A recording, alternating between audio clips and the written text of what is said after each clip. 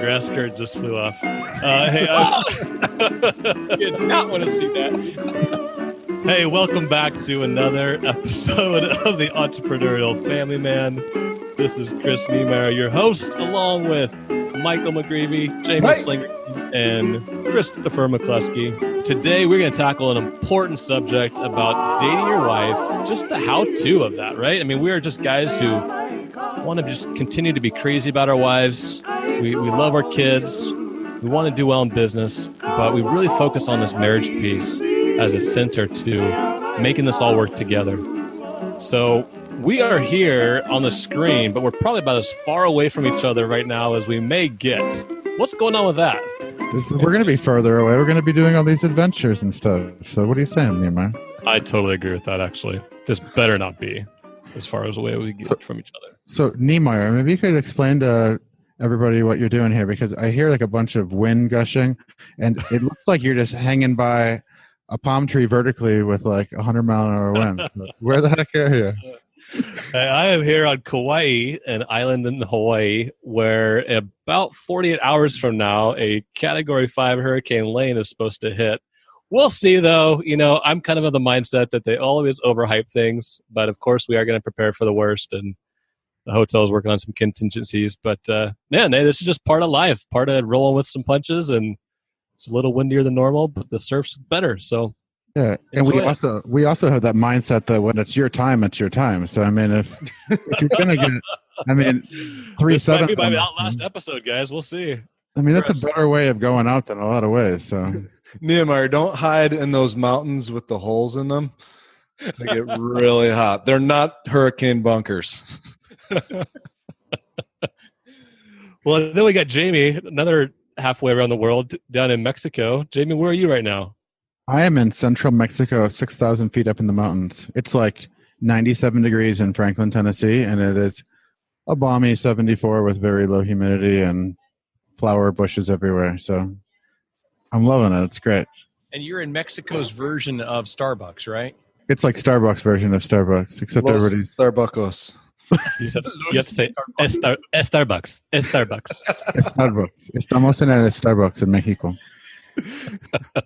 Nice. I'm feeling a little landlocked over here in plain old Buffalo, New York, where I live. What's up with that? I got to get out more. Hey man, you got three little bambinos that are calling for you. So this is just part of life right now. Yeah, that's true. I think you're going to be gone like all of September anyway, aren't you? So this is okay. Yeah. Good point. I'm excited about that too. So Michael, let's talk about this topic today. And can you reference kind of why we're even addressing this in the first place? Yeah, we got an awesome question posted in our private Facebook group for EFM by a friend from South Africa. His name's Gershwin. And I'm just going to read this because it was such an awesome, kind of like a celebration and a question wrapped into one. But I'm going to go ahead and read it here. Hey, EFM crew and members, thanks for the latest podcast on self-care. As always, really inspiring. Exclamation point. He's excited. I love this guy. Okay, so first things first. Took some action last week with my wife, and I had our first date night outside the house in at least 10 years.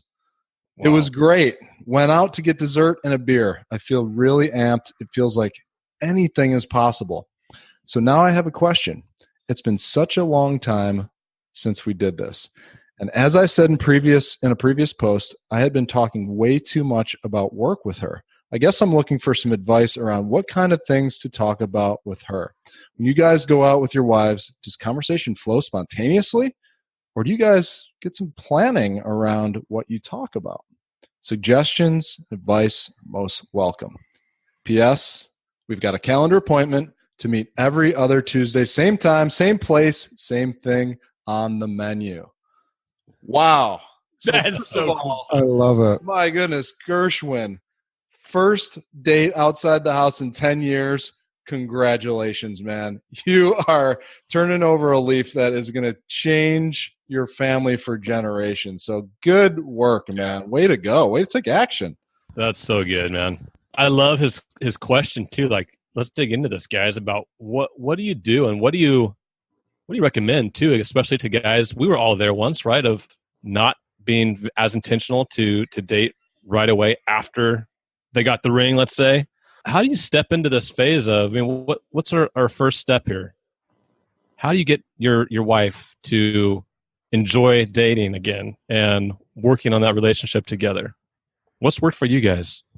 I'll tell you, one of the things that cracks me up about this whole thing is that we're having to have this conversation as a bunch of guys, because if it was in the pre-marriage years, we would have no shortage of ideas about what we could do on a date. We'd be coming up with all kinds of creative things. We'd just ask, well, what does she like to do? Where does she like to go? What kind of things is she interested in? We would know intuitively that, if you really want to impress her, attend to the things that she enjoys. And yet it's funny, we spend our lives now with these women, and oftentimes we find ourselves in Gershwin's situation here saying, well, I need to get back into that space. Where do I start? I mean, we laugh, but we're not laughing at, we're laughing with. It is a bit of a stumper until you stop and remind yourself, no, wait a minute, I've done this before. I know how to do this. I just need to begin to do it again, getting back into that. No, I'm crazy about this gal, and I don't know her nearly as well as I'd like to, nor would I ever know her as well as I'd like to. So let me start tuning again to the things that she loves, that she's about, the places that I have noticed she just opens up and talks most freely, giggles. I want to hear her laughter again. I know she's a cuddle bunny when she's like this. Just start thinking through those things, and ideas will pop. Jamie, you're laughing at my cuddle bunny. I love the cuddle bunny thing, McCluskey. Yeah. When I read Gershwin's message this morning, I was having coffee with Ruthie. We were doing one of these. Our kids are in a language school, and we got 4 hours every day we were together. I brought it up with Ruthie. I was like, remember, it was 6 or 7 years into our marriage that we started dating every week. I've shared this before on other episodes, but it was hard for me because we kind of lost some of that fun that we had.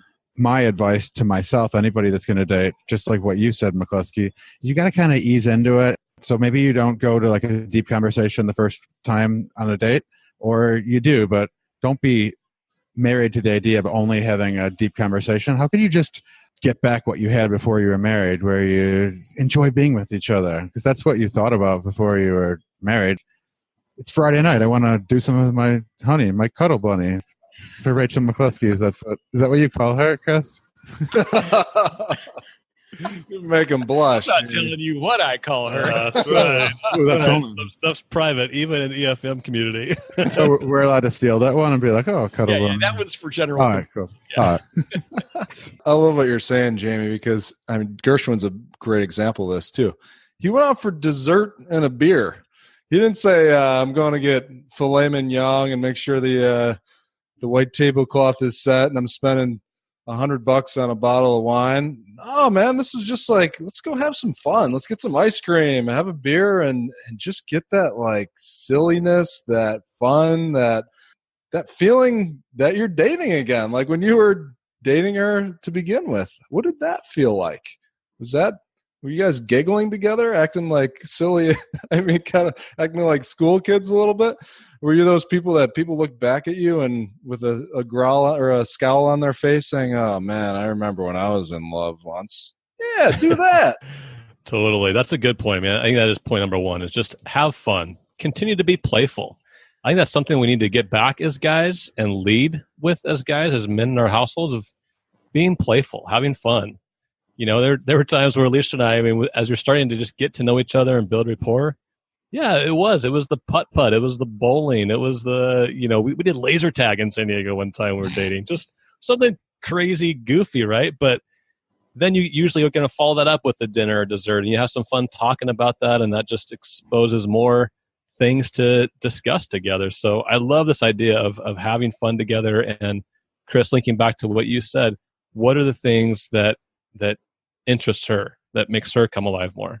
Maybe as guys, we can take our wives out for high tea. I'm just throwing it out there. Who knows? I know that whatever she was interested in, I'd sure be taking notes, right? I'd be paying attention. If she says, someday I'd love to, note to self, just take attention to those things. It's funny you talk about putt-putt, and I was thinking back, my very first date with Rachel is a pretty unconventional date. I was definitely interested, and I took her, of all things, golfing. I took her golfing. It was it was an 18-hole course, but we just played the front 9. And it was one of those little par 3 courses, so it's not an amazing place. It wasn't expensive or anything, but it was nearby. And she had talked about her dad being in a country club with, entertaining people from work and all, and that she really enjoyed golfing but didn't get to go very much. So, hey, note to young self, I was like, okay, I'm going to take her golfing. So I know how to play golf, but I'm not good at golf. And I was nervous as a cat. So I'm going to take her out for golfing. And then I'm going to bring her back to our house where my folks are so that, we're in public kind of settings together. She's feeling safe with me, but I'm going to make her a dinner. So I actually broiled her a steak at the house and made, salad and chilled a bottle of 7-Up. I mean, it was the whole, what were we, 19, I guess, our very first date. So I'm on the first tee right by the clubhouse, nervous, wound up, just tight as a drum. And I shanked it so badly off of the tee that it literally went at a 90-degree angle from where I was wanting it to go. It hit the clubhouse roof and bounced off. It was such a great icebreaker because it was then like, okay, so we can be real now. We don't have to act like we're, pros out here on the course.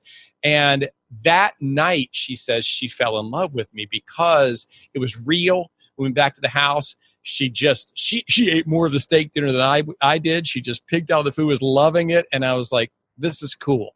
We're enjoying life. This was not some amazing romantic sweep you off your feet thing. We didn't just go and park ourselves in a movie house and watch something, although there's not always something wrong with that if it's depending on the movie and all. But, we talked, we laughed, we enjoyed something physical out in nature, golfing, and then just back settled down, eating food and chatting with family and all. So, yeah, dating, the fun of getting to know somebody. Yeah.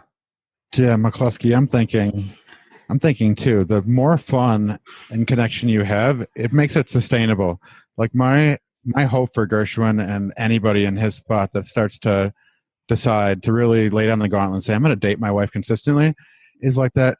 You're doing it consistently over and over again. And if it's not fun at the beginning and you can't make it light and connect, like you said that Rachel fell in love with you that night, you had so much to talk about.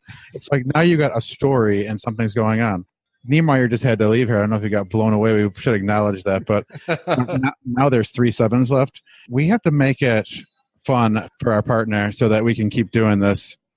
Yeah, that's good. And that's our first point here is if you haven't done this in a while, ease back into it. Do something fun that you both are going to enjoy and have a good time. Like don't put too much pressure on yourself for this as you get back into this world. Hey, welcome back, Chris. Looks like the hurricane is not taking you away yet. Totally. Welcome back, Chris. We just had to move indoors. That's all. Sorry. Okay, no worries. You're good. We got your back. We're just transitioning to point number 2 from point number 1. McGreevy, I was going to ask, maybe before we leave that, since we're saying, have fun, ease into it, maybe we could just kind of brainstorm some of the funnest things that we have done when we were not trying to have a big, heavy conversation with our wife. We weren't trying to take a retreat away, but it was date time nonetheless. It was set aside, and it was just really enjoyable and connecting at a not particularly intellectual level, just experiential. Can we toss out some of our dates? I don't know if I'm going to be helpful here because I have like the most epic fail when it comes to a date, but it still remains one of our best memories ever. I'll share that one just because you guys will get a good laugh out of it, and you'll probably feel better about how your date's going if you hear mine. Anyway, Lydia came in from out of town from Texas, and so I had this day date planned where I borrowed my brother-in-law's boat, and I was going to have this really awesome picnic, and we'll go out in the middle of Lake Erie and have this awesome time and impress her because I can drive the boat around and everything. Anyway, what I wasn't briefed on is how the lock system works in Niagara River. So I pull the boat into the locks. I'm like, yeah, I got this. I'll figure it out. I see all these boats along the side, and they're holding on to ropes and holding their boats as the lock fills up with water. I'm like, what are these idiots doing? Why don't they just tie their boats off and wait? So I tie my brother-in-law's boat up to the side, and here's the only problem. The lock is emptying out, and the boat stayed at the same level of where the locks where as the water level dropped, all of a sudden the side of the motorboats gets lifted out of the water. My cooler full of stuff gets dumped into the water. I frantically grabbed this knife to cut the ropes. It was like we're in a movie scene or something. I'm sawing away at the ropes as this boat is lifting out of the water. Lydia's clinging to the side of the boat, trying to not fall into the lock. And oh man, at the last moment, the second rope breaks free and the boat comes splashing down into the lock. And I'm like, oh my gosh, we almost died. So that's sounds like an epic disaster, but we laugh about it to this day because it was so funny. And I was trying to be so impressive, and it was an epic failure. How am I going to compete with that? It's like McCluskey breaking a window in the clubhouse and then you almost killing your girlfriend on the day. I was trying to get simple, fun, lighthearted, easy ways to ease back into dating our wives, not impressing our girlfriends. But that is a great story, McCreevy. Oh my God. That's just a foreshadowing for Lydia. Hey, this is going to be a wild ride with me. Hang on. Oh, man. Yeah, I don't have a story to match that, but just some fun things that we've done that are a little outside the box. Like I mentioned the laser tag earlier. But even as adults recently, in your areas have a lot of those like indoor go-kart, race kart type places popped up that are more for adults, frankly. I mean, it's like usually 13 and up. Alicia and I did that one time, and that was a blast. And we did the beer after, not before, for obvious reasons. But man, that was a lot of fun to do. And, things like those, and I don't love this, but hey, maybe it's going to work for some other people and the wives, but the whole painting, the art thing, the wine, sip, what do they call those things? Sip and paint. Drinking paint? I'll share something, but I hope Ruthie doesn't listen to this episode. You can get that. Ruthie loves to dance, so it was a bad idea in hindsight, but we ended up taking these dance lessons, and I was so frustrated because I struggled learning I can do a couple dances, but it almost pinned us against each other because there was this tension because she was very advanced and I wasn't. So that could be a scary one. Be careful with that. But we've also done one of those escape room things where we went to Nashville, and that was a lot of fun because we got placed with another group of people. And we had to work together, and it was just, we were laughing, and it was just a lot of competition that was really fun. Oh my gosh. Okay, wait. I know we got to move on to point number 2, but I gotta seed some ideas here for any of our guys who are going, okay, these are great stories, but come on, I'm looking for some way to ease back into dating. It feels expensive. It feels like a lot of planning. And 32 years of marriage, I have dated Rachel from the very beginning, just like we did for the 3 years before we were married. And it's been really simple things like walks in the neighborhood, even once we had kids, purposely with the stroller. But if you can get a babysitter, great, or if you can swap with a neighbor for free. But I mentioned on one of our earlier podcasts, tea time. We would oftentimes, when money was extremely tight, we would just purposely brew our little sleepy time tea or chamomile tea or whatever kind of nighttime tea we had. But we would put it in nice, she loves her teacup and saucer. Of course, I'm going to use teacup and saucer. I'm not being a girly man. I am with my wife. And we would go into the room that had our 2 side-by-side wingback chairs that we bought at a garage sale for $25 a piece. But that was our little special area. We had a lamp in there. We turned on all the other lights and just had the lamp on. And we would just talk about whatever. We got to the point where we had about $5 a week that we could spend. And we would go out to this place. We would buy a piece of pie and split it between the 2 of us. And it was actually enough for both of us to have enough that we were full. And we'd have a cup of coffee. Decaf coffee at night. That was our go out date because we found that when we get in the car, that windshield time, we just talk and talk and talk, especially Rachel. Get her in a car and she just starts going, which I love. I love that she's just opening up. Here on the farm, we go out for a walk on the dirt road or we take the 4-wheeler out on one of the back fields. Great. Yeah, absolutely. Great place for making out too. It's really fun to be out in nature, right? You're just spending time together in whatever settings. One of the most creative things we did early on, when our first child was born, Alyssa was a baby, and we realized we got to keep these date nights up. But okay, stroller around the neighborhood is one thing. We'd really like to go out to eat, but we didn't have any money. We found that restaurants use mystery guests. They have campaigns where you sign up with them to come on a weekly basis and you purchase a meal, you save your receipt, you get different things off of the menu at different times, and then afterwards you mail the receipt in with a form where you're rating the restaurant's service. How long did it take for your food? Was it right? How were you greeted? All those kind of things. And you just send it in. And then they send you a reimbursement check for that. And every single week you go back. So for completely free, we actually were able to eat out for over a year as mystery guests at this seafood restaurant. That's awesome. Yeah, I mean, it's just really, if you're determined, hey, I want to be with my gal, you can find no, shortage of ways to make that happen for low cost, no cost. Or, of course, if you've got some money, why get the babysitter and go to a nice restaurant, have your table, have your particular meal that you order, ask for your particular waitress who always takes good care of you. You can make it as elaborate or as simple as you want. The key is you're together. That's a brilliant strategy. I'm going to look that up in St. Pete here soon. Good one. So I want to address this other part of Gershwin's post here, because I think this is a great point as number one, have fun, be playful. And we gave some awesome examples there. But that second part is really, what are some of these questions we could start digging into and really kind of spur on some great conversation? So guys, let's talk about point number 2 here, is using open-ended questions to your best ability. What does that look like for you, Michael? How do some of those conversations go? Yeah, I know just getting to know Lydia over the last couple of years, I know she just wants to be heard. And sometimes I jump around too quickly. I want to move on to the next thing. And I have so many thoughts going through my head that I change the direction of the conversation. And what I'm learning is what she really values is being listened to.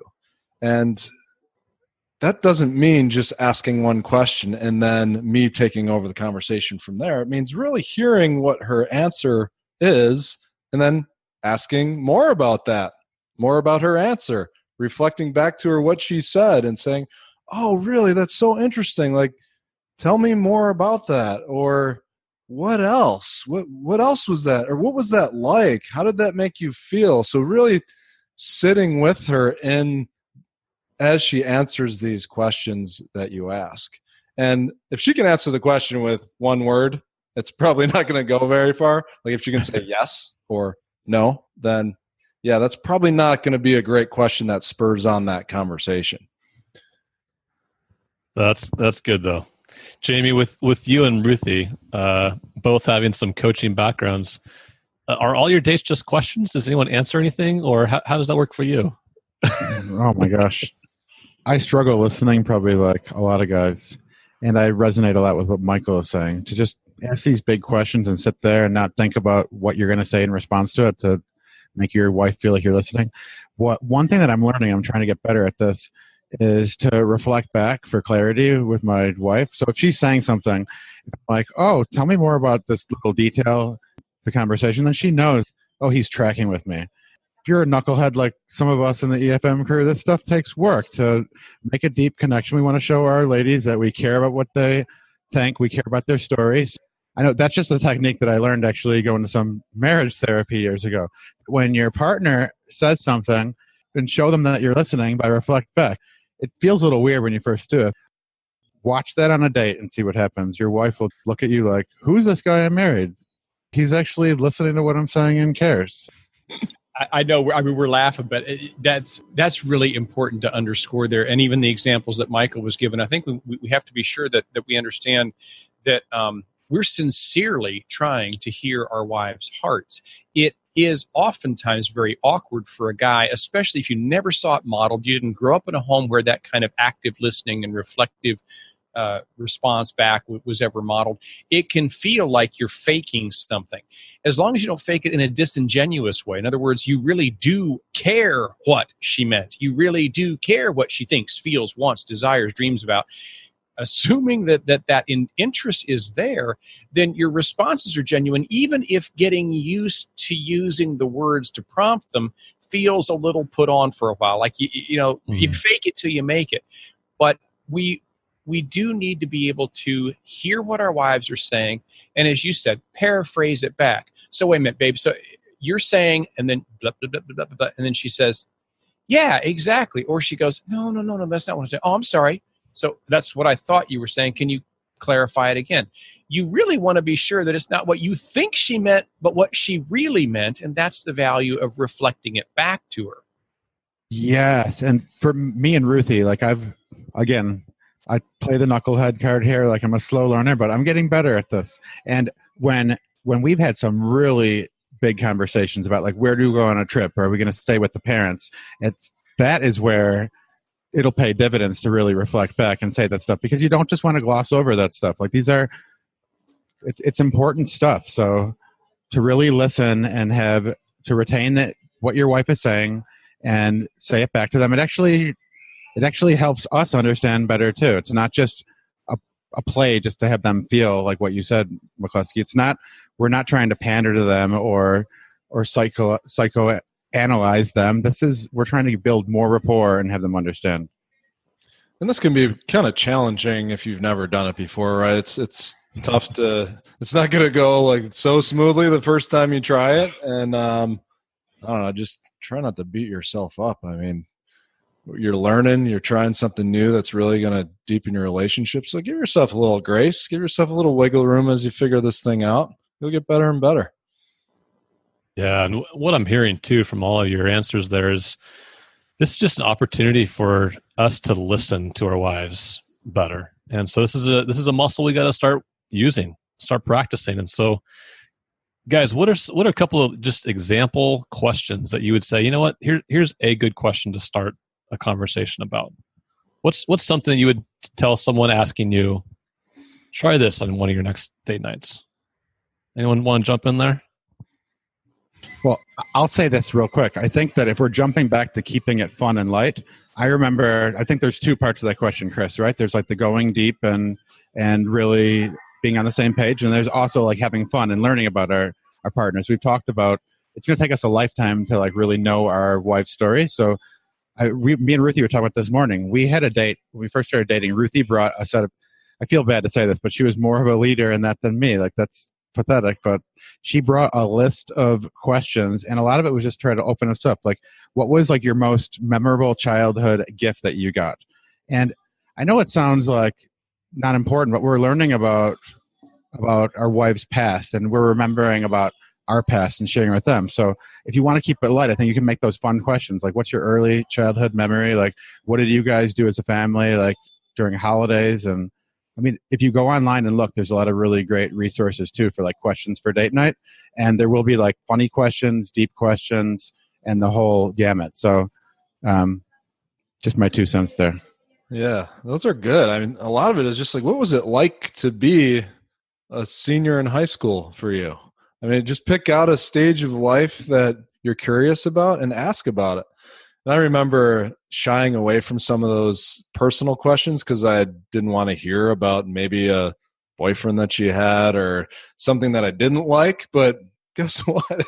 It's my wife. Like, I still want to know every part of her, the good and the bad, like embrace it all and be open to hearing that and not freaking out. And so that's something that's been helpful, to really get to know what my wife's upbringing was like. What was it like to be in her family? What was it like to go to elementary school? What did she do for fun? What did she hope about and dream about when she was a little girl? Like, stuff like that is fascinating. Like, you may not know so much about your wife that would really just like light you up and fascinate you. Yeah, thinking about coaching questions, since we all do coaching with clients, when our clients send us a prep form prior to their session, everybody has their own version of a prep form, but mine's a real simple one. It's only got 3 questions on it, but they're as good at ones for a date night with your wife as they are with a paying client for coaching. I simply ask, what have you done since we talked last? What are you struggling with, if anything? What do you want to focus on? That's pretty open-ended. No way you can answer any of those with a yes, no, you know. So yeah, what's going on in your world right now? It's funny, Rachel and I have done this so many. I mean, it's like decades now. When we get in the car, the restaurant we go to is about 45 minutes away from here. So every week, if we haven't had any other date night at all, we have our date night on Thursday night to this particular restaurant. So 45 minutes in the car, just windshield time. We know the routine. We don't even think about it. We just pop in the car, and oftentimes I don't even have to ask any question. It's my presence with her in an undivided kind of a space. I just got a steering wheel in my hand, and I'm looking. I could drive it with my eyes closed if that was safe to do. You know, I don't have to think about the road. I'm fully here to be with her, and she knows it. I know she's here to be fully with me. And oftentimes, whatever our topic for that 45-minute drive has started before we even leave the driveway. It's just like there's muscle memory or something. Psychologically, we kick into, this is date night. And remember, we also do some things that we've talked about on some previous episodes that prep us for that. She and I typically, especially for this particular restaurant we go to every week, we dress to the nines. We really dress ourselves up so that we look our date-worthy best as we would have back in the pre-marriage years. Not all couples are going to do that. Maybe that doesn't float your wife's boat. But if it doesn't float your boat, I don't care, guy. What I do care is, would it float your wife's boat? If she would like that, maybe you want to think about adding that in the mix. That part of your ritual of getting ready for the date night is that you get ready for the date night. You don't just jump in the car with your ball cap on and sweating from mowing the lawn and say, "Come on, honey, I'm waiting on you." That's not the way to start it. I'm seeing McCluskey here, like with his tux, like getting into his Porsche, like opening up the door for Rachel.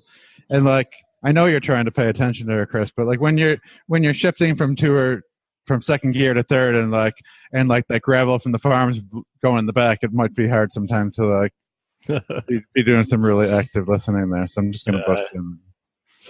I know from personal experience, McCluskey looks really good in his white tux too. Seen that in action. I'll tell you what, Rachel likes when the top is down on that car. She likes looking at the stars and the moon on the drive home. She enjoys that date night car. That's awesome. Chris, repeat those 3 questions because I think those are valuable that maybe a lot of guys are not as familiar with.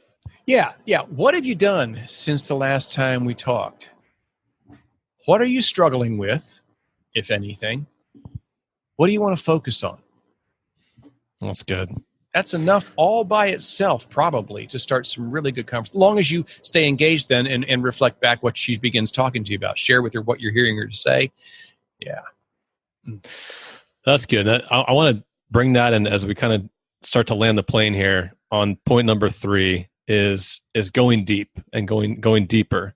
And I think that was part of Gershwin's question here is how do I get beyond talking about work and the kids and all that stuff to go a little deeper. And so using this ideas that we're talking about, these open-ended questions, but this is that point where you start to really focus on each other's dreams and goals and ambitions and, both individually and as a family, as a couple. So what are some of those topics or questions that you guys use or examples that have worked within your marriage? Jamie, I know you and Ruthie talk a lot about dreams and travel and aspirations. Give us a glimpse of a date night that is focused on that for you. Yeah, I'm just thinking here that we try to have fun together all the time. A lot of times there's like a dynamic thing that sort of happens in a date where we have fun together and then something opens up because it's not forced or I'm just not that guy who like goes on a date and it's like have like the whiteboard and like the agenda to do it. Chris, I'm not making fun of you, Niemeyer. No. But like today, so like we're talking about saving up money and buying a real estate property. Like we love real estate. We want to do Airbnb and VRBO and be able to travel with our family. And so just today we were just sitting together, having a good time, having coffee. We're talking about like, is it Puerto Rico? Is it going to be St. Pete's to be near Niemeyer? Are we going to stalk McCluskey and get one over there in Rolla or one here in San Miguel? And like, so we talk about those things. This is real life, a big decision. If we're going to put 20% down on a big thing, then we're going to plan on where it is. And so we brainstorm And it happens over coffee and over us joking. And, I'm not sitting there on my Facebook thing, but I shared the question that Gershwin had with Ruthie. And she talked about, we reminisced about our first dates. Before we were married. And then again, like after 6 or 7 years in the marriage, right before things were getting really, really bad, we decided we're going to commit to going on dates all the time together. And I think those vision and dreams and aspirations came out of us connecting like we did before we were married. I remember being in Puerto Rico before we were married, and we were going to get engaged. We were at a Sears. We were looking at mattresses and linens and plates. And we were thinking about, what's the house going to be like when we get older and like buy a house? And like that happens when you're at a certain spot emotionally. And maybe it'll happen when you're leaving a movie and going to the parking lot because you had a thrill together and you remember how it was before. Like, to me, they go hand in hand, having fun being together and not being all business, but real life comes out. Yeah, that's good. And I know you guys talk a lot about your travels and dreams together and how things are looking for your family. Michael, when you and Lydia are at a younger stage of life with your kids right now, at least, but you still have these ambitions, these goals, these things you want to do as a family, and really you're on the cusp of doing some big things here soon. So what do some of these conversations look like on your date nights when it comes to this? Yeah, I mean, we're in that season of life where a 45-minute conversation that's uninterrupted is like gold. So I'm already kind of a dreamer. Like that's the way that I walk through life on a daily basis. I'm always thinking of the future and what's possible and what could happen. And actually, sometimes I got to calm down a little bit in front of Lydia and just kind of sit with a very basic next step that we could do. So that's not a struggle for me as much, but I think in this season of life, just getting away from all the kids and sitting with each other is so valuable. The dreams come out and the visions come out. And if we didn't have that time and that space set aside, they come out in fragments and they get very quickly lost. So that's what we've come to value. And sometimes it'll even be because our time is a little bit more limited with the infant that we have. Sometimes we'll just go to the bar of a restaurant and get an appetizer and have a glass of wine and talk for 30, 40 minutes. And then it's not such a big ordeal. But yeah, sometimes I have to calm my dreaming and visioning down so Lydia can kind of like be a little bit more, all right, this guy's not going to move here this week and move there next week and do something different next week. Okay, let's talk about reality here.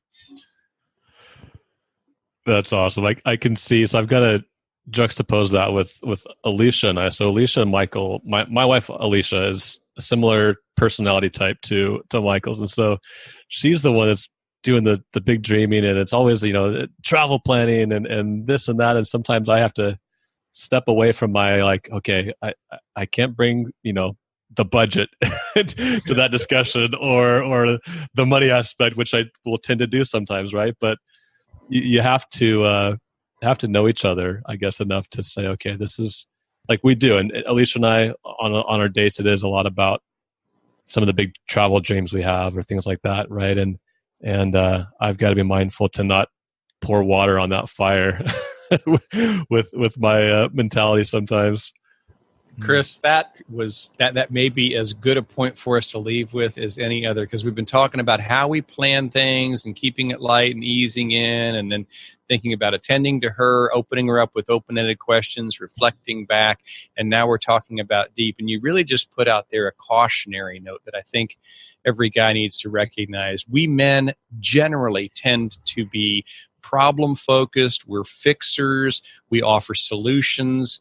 We can easily, when we're in conversation, kick over into the left side of our brain, the more analytical. Is that practical? Is that realistic? Should we do that?